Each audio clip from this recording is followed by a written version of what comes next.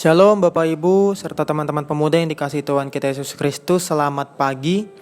Saat ini saya mengajak kita sekalian untuk mengikuti renungan harian yang dikeluarkan oleh Sinode Gereja Kristen Oikumene di Indonesia dengan berpedoman pada renungan harian 4M. Mari kita berdoa. Tuhan, terima kasih untuk hari baru bagi kami. Di hari ini kami akan merenungkan firman-Mu. Berkatilah kami agar kami bisa mengerti dan mewujudkan dalam laku hidup kami. Amin. Jemaat yang dikasihi Tuhan, untuk merenungkan firman Tuhan hari ini, saya Pendeta Radut Simanjuntak bersama dengan Saudari Novalia Mulu, salah satu anak asuh di Panti Asuhan Sinar Kasih Sorong, secara bergantian mengajak kita untuk menerima, merenungkan, melakukan, serta membagikan firman Tuhan yang diambil dari Yakobus 5 ayat 9b dengan tema Hakim Adil. Yakobus 5 ayat 9 bagian B. Sesungguhnya hakim telah berdiri di ambang pintu.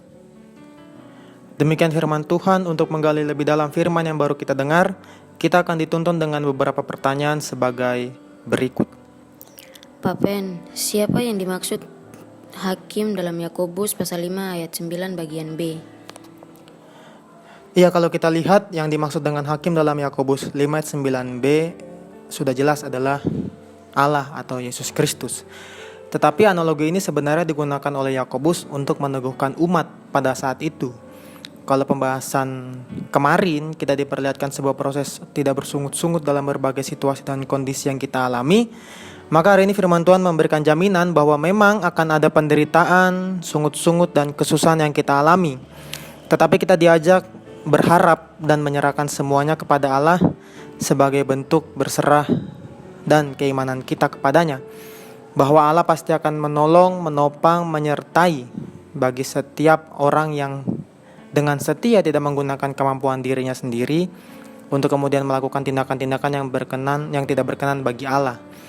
Jadi hakim yang adil adalah Allah yang akan menjamin kehidupan kita untuk menopang dan menolong kehidupan kita dalam berbagai situasi kehidupan kita. Lalu apa yang dilakukan ketika hakim itu datang ke dalam dunia, Pak Pen?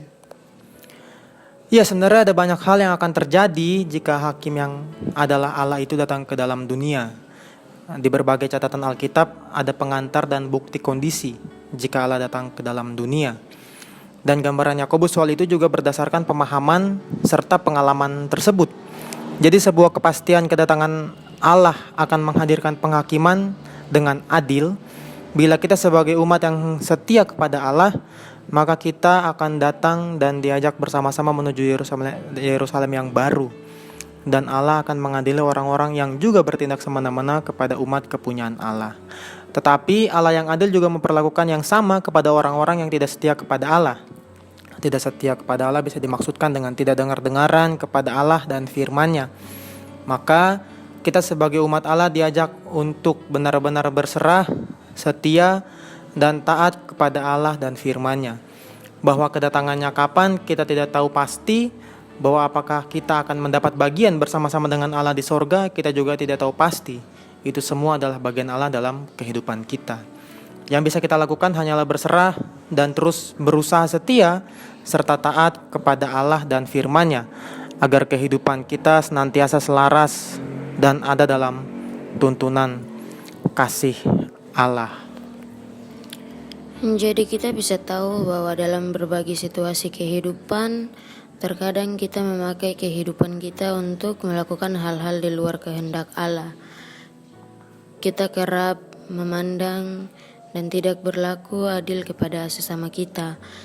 Tetapi hari ini kita perlihatkan sebuah bagian penting dalam kehidupan kita, bahwa kita punya Allah yang senantiasa terus menolong kehidupan kita, melakukan apa yang terbaik bagi kita, dan menyelesaikan apa yang menjadi tugas dan bagian Allah dalam kehidupan kita.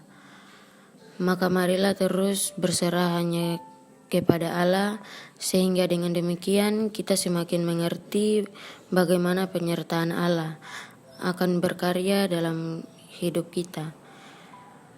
Demikianlah renungan singkat kita. Marilah kita tutup renungan kita di hari ini Dengan berdoa, marilah kita berdoa. Terima kasih untuk firman yang baru kami dengar dan renungkan bersama. Biarlah firman itu terus menguatkan dan menjadi pegangan kehidupan kami. Amin. Demikianlah renungan singkat bagi kita di pagi hari ini Bapak Ibu sekalian. Selamat pagi, selamat beraktivitas.